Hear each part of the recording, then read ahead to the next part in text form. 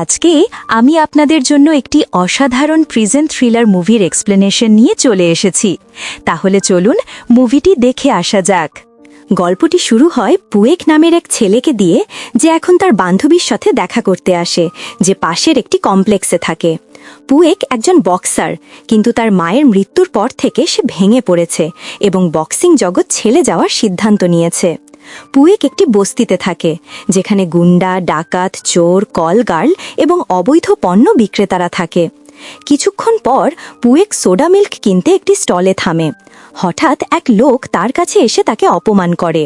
সে পুয়েককে একের পর এক অপমান করতে থাকে। প্রথমে পুয়েক শান্ত থাকে এবং অপমান সহ্য করে, কিন্তু যখন লোকটি পুয়েকের মৃত মা সম্পর্কে নেতিবাচক কথা বলে, তখন পুয়েক সাথে সাথে তার গলা চেপে ধরে তাকে মারতে শুরু করে। ঠিক তখনই পুয়েকের বান্ধবী ঘটনাস্থলে এসে তাদের আলাদা করে এবং পুয়েককে নিয়ে যাওয়ার চেষ্টা করে। ঠিক যখন পুয়েক চলে যেতে থাকে, তখনই লোকটি সীমা অতিক্রম করে, বলে যে পুয়েকের মা যখন বেঁচে ছিলেন তখন তিনি প্রতি সন্ধ্যায় তার সঙ্গে দেখা করতে যেতেন। আসলে দারিদ্র্যের কারণে পুয়েকের মাও কলগার্ল হিসেবে কাজ করতেন। পুয়েক এতটাই রেগে যায় যে সে নিজের ওপর নিয়ন্ত্রণ হারিয়ে ফেলে এবং তখন সে লোকটিকে গুলি করে। এরপরে তাকে 10 বছরের কারাদণ্ড দেওয়া হয় এবং সরাসরি কারাগারে পাঠানো হয়। কারাগারে পৌঁছে পুয়েককে ফ্লুক নামে এক নতুন বন্দির সঙ্গে একই কক্ষে রাখা হয়। দেখা যায় ফ্লুক ব্যাংককের একজন ভদ্রমহিলা। এরপর জেলর পুয়েক এবং ফ্লুক দুজনকে জিজ্ঞেস করেন তারা কিভাবে জেলে এলো। পুয়েক ব্যাখ্যা করে যে সে এক লোককে হত্যা করেছিল, কারণ সেই লোকটি তার মাকে অপমান করেছিল। অন্যদিকে ফ্লুকের বিরুদ্ধে মাদক পাচারের অভিযোগ আনা হয়েছে, যদিও সে বলে যে সে এমন কিছু করেনি। সব শুনে জেলর তাদের কারাগারে শান্তিতে থাকতে এবং ভালো আচরণ করতে বলেন এবং তিনি পুয়েক ও ফ্লুককে ব্লক এ সেলে রাখেন। কিন্তু সেলে রাখার আগে পুয়েক ও ফ্লুক দুজনেরই চুল কেটে দেওয়া হয়, যার ফলে তারা পুরোপুরি টাক হয়ে যায়। এরপর রাতে পুয়েক ও ফ্লুককে কারাগারের ভেতরের পরিবেশ দেখানো হয় এবং তারা জানতে পারে যে ব্লক এ সেলের নেতা বিয়ার নামে এক ছেলে, যে একজন ধর্ষক। ব্লক এর সব বন্দী তাকে ভয় পায়। যদি কেউ তার কথা না মানে, তাহলে কাউকে হত্যা করার আগে সে একবারও ভাবে না। নতুন 2 বন্দী এসেছে জানতে পেরে বিয়ার তার শিক্ষানবিশ গল্ফকে পুয়েক ও ফ্লুককে তার কাছে নিয়ে আসতে বলে, কারণ সে এখনও তাদের সঙ্গে দেখা করেনি। গল্ফ তাদের কাছে আসে, কিন্তু দেখে যে পুয়েক ও ফ্লুক ঘুমিয়ে আছে। তখন গল্ফ জোরে তাদের ডাকতে থাকে এবং শুধু ফ্লুকই জেগে ওঠে। পুয়েক কি হতে পারে তা নিয়ে ভাবেও না, ঘুমিয়ে থাকে। তাই শুধু ফ্লুকই বিয়ারের কাছে যায়। বিয়ার তাকে জানায় যে এই ব্লকে তার কিছু নির্দিষ্ট নিয়ম আছে যা সবাই মেনে চলে এবং তাকেও মানতে হবে। প্রথমত, নতুন বন্দীদের বিয়ারের সব আদেশ মেনে চলতে হবে, সে যাই বলুক না কেন। যদি তারা না মানে, তাহলে সব বন্দী মিলে তাদের প্রচণ্ড মারধর করবে। বিয়ার তারপর ফ্লুককে তার অস্ত্র ধারালো করতে বলে। ফ্লুক একজন লেডি বয় হওয়ায় বাধ্য হয়ে সেটাই করে। এদিকে যখন বিয়ার বুঝতে পারে যে পুয়েক নামে এক বন্দী তার কাছে আসছে না, তখন সে তার লোকদের বলে তাকে শিক্ষা দিতে, কারণ সে শুধু ঘুমিয়ে আছে। এরপর তাদের সেলের সব বন্দী তাকে ঘিরে ধরে এবং পুয়েককে মারতে শুরু করে। পরের দিন বিয়ার এবং তার বন্ধুরা কারাগারের ক্যান্টিনে দুপুরের খাবার খাচ্ছে। প্রতিটি ব্লকের বন্দীরা সেখানে উপস্থিত। কিছুক্ষণ পরে ব্লক বি এর বন্দীদেরও খেতে দেখা যায়। এখানেই ব্যাখ্যা করা হয় যে ব্লক বি এর নেতা ব্যাং নামে এক ছেলে এবং তার বিশেষ শিষ্য ফারাং। কিছুক্ষণ পর আমরা দেখি পুয়েক মারধর করা মুখ নিয়ে খাবার খাচ্ছে। পুয়েক যখন বসার জায়গা খুঁজছিল, তখন গল্ফ উঠে তার খাবার উল্টে দেয়। পুয়েক আগেই রাগে ভরা তাদের সাথে ঝগড়া করতে যাচ্ছিল, কিন্তু সে নিজেকে সংযত করে শান্ত থাকার চেষ্টা করে যখন তারা তাকে পশুর মতো আচরণ করে। ফারাং পুয়েককে দেখে দুঃখ পায়, কিন্তু ব্যাং ফারাংকে বলে যে অন্য ব্লকের কোনো বন্দির ব্যাপারে সে যেন হস্তক্ষেপ না করে। 1 ঘন্টা পরে পুয়েককে অন্য সব বন্দির সাথে স্নান করতে দেখা যায়। ঠিক তখনই বিয়ার এবং তার অনুসারীরা সেখানে এসে তাকে ঘিরে ফেলে। বিয়ার পুয়েককে বলে যে স্নান বিনামূল্যে করা যায় না এবং তাকে এর বদলে টাকা দিতে হবে। পুয়েক উত্তর দেয় যে তার কাছে 1 টাকাও নেই, তাই বিয়ারের উচিত তার কাছে অন্য কিছু চাইতে। তখন বিয়ার বলে, ঠিক আছে, তাহলে তুমি আমার সামনে হাঁটু গেড়ে বসো। কথোপকথন শেষ হয় এবং পুয়েক বাধ্য হয়ে হাঁটু গেড়ে বসে। পুয়েককে প্রচণ্ড মারধর করা হয়, কিন্তু সে সংযম ধরে রাখে। পরে ফ্লুককে আনা হয় এবং পুয়েককে লাথি দিতে বলা হয়। ফ্লুক তা করতে চায় না, কিন্তু চাপের মুখে সে তাকে খুব হালকা লাথি দেয়।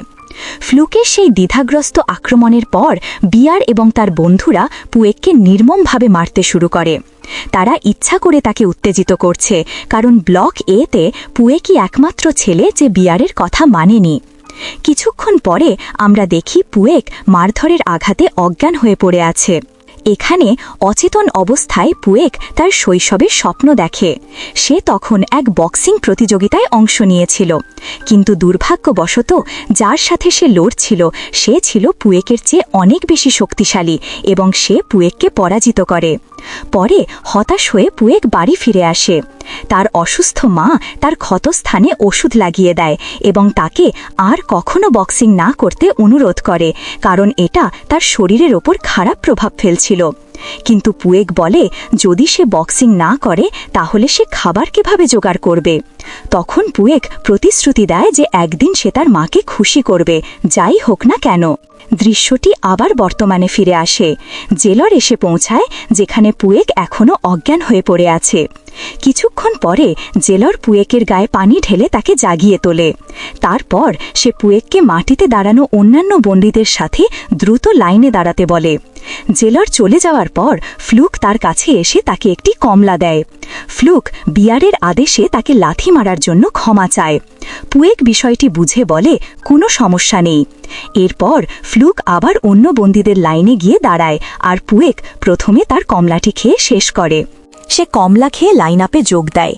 এরপর মাঠে পৌঁছানোর পর বিয়ার আবার ফ্লুককে আক্রমণ করতে থাকে, কারণ সে জেনে গেছে যে ফ্লুক পুয়েককে সাহায্য করেছে। তখন পুয়েক সেখানে এসে সরাসরি বিয়ারকে লড়াইয়ের চ্যালেঞ্জ ছুড়ে দেয় এবং একটি লাথি মেরে তাকে অজ্ঞান করে ফেলে। ঝগড়ার সময় ফারাং এগিয়ে এসে বিয়ারকে থামতে বলে। ফারাং জানায় যে পুয়েক আগেই মারাত্মকভাবে প্রহৃত হয়েছে, তাই আবার লড়াই করা ঠিক হবে না। ঠিক সেই মুহূর্তে ব্লক বি এর নেতা ব্যাং এগিয়ে এসে ফারাংকে সরে যেতে বলে। তারপর ব্যাং এবং বিয়ার নিজেদের মধ্যে একটি শান্তিপূর্ণ চুক্তিতে পৌঁছায়। সে পুয়েককে ব্লক বিতে স্থানান্তর করার প্রস্তাব দেয়, যেখানে ফ্লুকও তার সাথে থাকবে। বিয়ার রাজি হয়, কারণ সে জানে ব্যাঙের সাথে লড়াই করা খুবই বিপজ্জনক এবং ব্যয়বহুল হতে পারে। সেই রাতেই পুয়েককে ব্লক বি সেলে নিয়ে যাওয়া হয়। কিছুক্ষণ পরে ব্যাং এবং ফারাং তার কাছে এসে জিজ্ঞেস করে কেন সে ঘুমাতে পারছে না। পুয়েক তাদের জিজ্ঞেস করে কেন তারা তাকে সাহায্য করেছে। ব্যাং ব্যাখ্যা করে যে যদি তারা তাকে ব্লক বিতে না আনত তাহলে বিয়ার তাকে ছোটখাটো সব বিষয়ে বিরক্ত করত। কিন্তু পুয়েক রেগে যায়, কারণ তারা ফ্লুককে বিয়ারের সাথে ব্লক এতে রেখে এসেছে। ব্যাং ব্যাখ্যা করে যে ফ্লুক ব্লক এতেই থাকতে রাজি হয়েছে, তাই সে সেখানে নিরাপদ থাকবে। পুয়েক তাদের ধন্যবাদ জানায় এবং এখন থেকে ব্যাং ও ফারাংয়ের প্রতি অনুগত থাকার প্রতিশ্রুতি দেয়।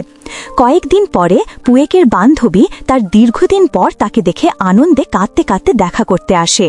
তবে সেই আনন্দ বেশিক্ষণ স্থায়ী হয় না। তার বান্ধবী শুধু দেখা করতে আসেনি, সে পুয়েককে জানাতে এসেছে যে তার অন্য একজনের সাথে বাগদান হয়ে গেছে। সে পুয়েকের কাছে ক্ষমা চায়। সে ব্যাখ্যা করে যে এটা তার বাবা মায়ের ইচ্ছা এবং সে পুয়েকের জন্য অপেক্ষা করতে পারবে না, কারণ পুয়েক কবে জেল থেকে মুক্তি পাবে তা নিশ্চিত নয়।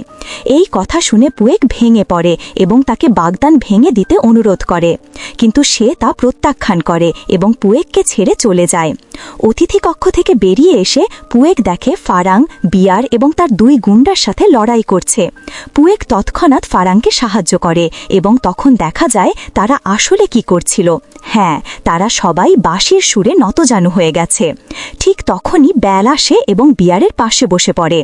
ব্যাং বিয়ারকে জিজ্ঞেস করে সে কি চায় এবং কেন সে সবসময় ব্যাঙের দলের সাথে ঝামেলা তৈরি করে।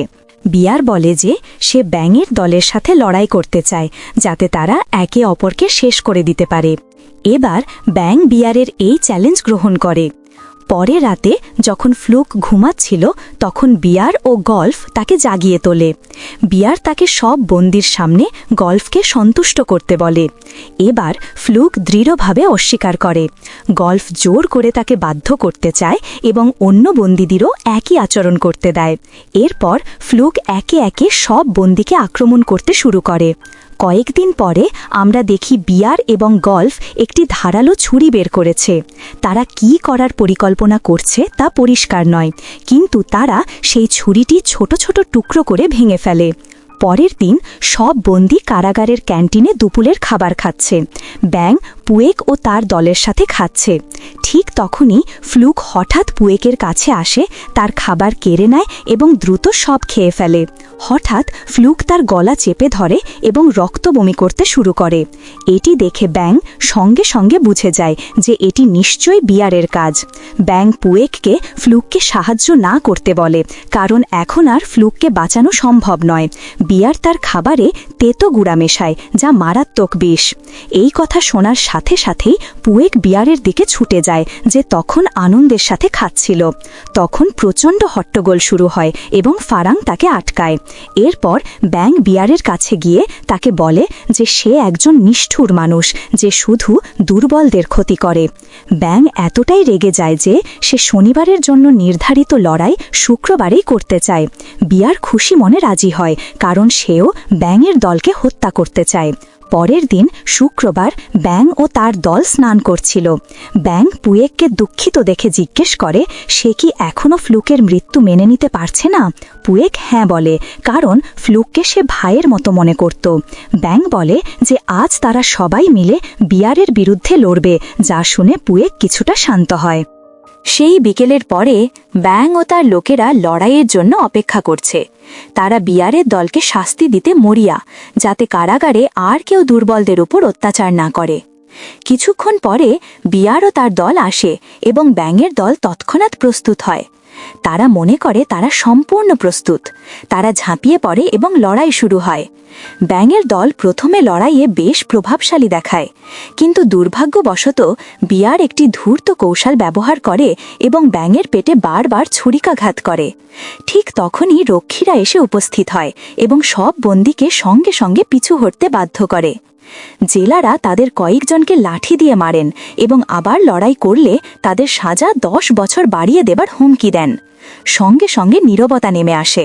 সেই রাতে যখন ব্লক বিয়ের বন্দীরা ঘুমাচ্ছিল, ফারাং ব্যাংকে জিজ্ঞাসা করে কেন এত গরম থাকা সত্ত্বেও তাকে কম্বল দিয়ে ঢেকে রাখা হয়েছে। ব্যাঙের পাশে শুয়ে থাকা পুয়েক তখনই তাকে স্পর্শ করে এবং বুঝতে পারে যে তার প্রচণ্ড জ্বর। পুয়েক ব্যাঙের শর্ট খুলে ফেলে এবং ছুরিকাঘাতের ক্ষত দেখে হতবাক হয়ে যায়। ফারাং দ্রুত সব বন্দীকে জাগিয়ে তোলে এবং তাদের পকেট পরীক্ষা করতে বলতে থাকে যে এমন কোনো ওষুধ থাকতে পারে যা সবাইকে অসুস্থ করে দিতে পারে।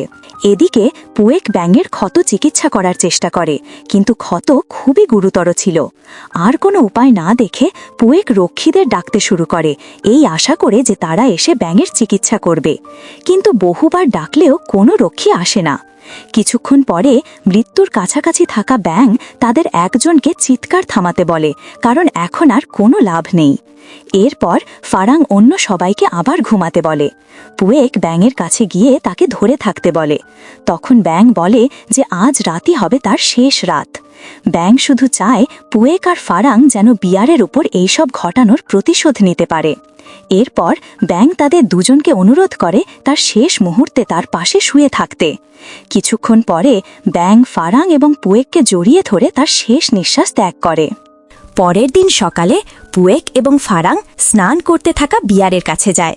তারা সঙ্গে সঙ্গে বিয়ারের কয়েকজন অনুসারীকে মারধর করে, যারা তাদের থামানোর চেষ্টা করেছিল। গর্বে ভরা বিয়ার তখন তাদের জিজ্ঞাসা করে কেন শুধু তারা দুজন এসেছে এবং ব্যাং কি অন্য জগতে চলে গেছে। এই কথা শুনে পুয়েক ভীষণ রেগে যায় এবং বিয়ারকে চ্যালেঞ্জ করে যে তাদের একজন মরার আগ পর্যন্ত লড়াই হবে। অবশ্যই বিয়ার চ্যালেঞ্জ গ্রহণ করে, কিন্তু সে চায় এইবার সবাই ছুরি ব্যবহার করুক এবং লড়াইটি আজ বিকেলে কারাগারের বাথরুমের ভেতরে হবে। এর কিছুক্ষণ পরে পুয়েককে ফারাংয়ের সাথে ছুরি ধারালো করতে দেখা যায়। ফারাং পুয়েককে জিজ্ঞাসা করে সে একা কি করতে চায়, সে কি শুধু লড়াই করবে নাকি তার অন্য কোনো পরিকল্পনা আছে। পুয়েক বলে যদি সবাই আগেরবারের মতো লড়াই করে তাহলে রক্ষীরা বিয়ারকে শেষ করার আগেই তাদের থামিয়ে দেবে, কিন্তু এবার সে তা হতে দেবে না। সে একাই বিয়ারের সাথে লড়বে, কারণ এটি তাকে শেষ করার তার শেষ বড় সুযোগ। সেই বিকেলের পরে পুয়েক এবং ফারাং বিয়ার আসার জন্য অপেক্ষা করতে থাকে। কিছুক্ষণ পরে বিয়ার তার অনুসারীদের নিয়ে আসে। ফারাং পুয়েক এবং বিয়ার ছাড়া সবাইকে লড়াই না করতে বলে, বরং শুধু তাদের লড়াই দেখার জন্য বলে। বিয়ার আনন্দের সঙ্গে এতে রাজি হয় এবং লড়াই শুরু হয়। ইতিমধ্যে পুয়েকের বাহুতে ছুরির আঁচড় লাগে। এরপর সে তার বক্সিং দক্ষতা ব্যবহার করে বিয়ারের সাথে লড়াই করে, তাকে গুরুতরভাবে আঘাত করে এবং একের পর এক আক্রমণের মাধ্যমে তাকে দুর্বল করে দেয়। এটা দেখে গল্ফ বিয়ারকে সাহায্য করতে এগিয়ে আসে, কিন্তু ফারাং সঙ্গে সঙ্গে তাকে থামিয়ে দেয় এবং চুক্তি অনুযায়ী কাউকে হস্তক্ষেপ করতে নিষেধ করে। তারপর পুয়েক বিয়ারকে শ্বাসরোধ করে হত্যা করে। বিয়ারকে হত্যা করার পরে জেলর তার রক্ষীদের নিয়ে উপস্থিত হয় এবং পরিস্থিতি শান্ত করে। এরপর পুয়েক এবং ফারাংকে কারাগার থেকে সরিয়ে নেওয়া হয়। তাদের বিয়ারকে হত্যা করা এবং দাঙ্গা সৃষ্টি করার জন্য দোষী সাব্যস্ত করা হয়, তাই তাদের শাস্তি দেওয়া হয়। কিছুক্ষণ পর জেলর তাদের কাছে এসে খাবার দেয়। জেলর তখন তাদের জানায় যে আজ ফারাং এবং পুয়েকের এই কারাগারের শেষ দিন, কারণ শীঘ্রই তাদের আরও খারাপ এবং কঠোর একটি কারাগারে স্থানান্তর করা হবে, যেহেতু তারা প্রকাশ্যে বিয়ারকে হত্যা করেছে। পুয়েক তখন জেলারকে জিজ্ঞাসা করে, আচ্ছা, বিয়ার তো ফ্লুক এবং ব্যাং দুজনকেই হত্যা করেছে, কিন্তু তাকে কোনো শাস্তি দেওয়া হলো না বা অন্য কারাগারে পাঠানো হলো না কেন? জেলর উত্তর দেয় যে বিয়ার সবকিছু খুব বুদ্ধিমত্তার সাথে করেছে এবং কেউ তা চোখে দেখেনি, সেই কারণেই সে শাস্তি এড়াতে পেরেছিল। কিছুক্ষণ পরে পুয়েক এবং ফারাংকে অন্য একটি কারাগারে স্থানান্তর করা হয়। তারা দুজনই তাদের ভাগ্য মেনে নিতে প্রস্তুত থাকে এবং এখানেই আসে আরেকটি বড় মোড়, কারণ পুয়েক এবং ফারাংকে আলাদা আলাদা কারাগারে পাঠানো হয়। গল্পটি একটি মর্মস্পর্শী নোটে শেষ হয়, যা আমাদের শেখায় যে কেউ যদি আমাদের পাশে দাঁড়ায় তবে আমরাও তার বিনিময়ে তাকে সমর্থন করা উচিত।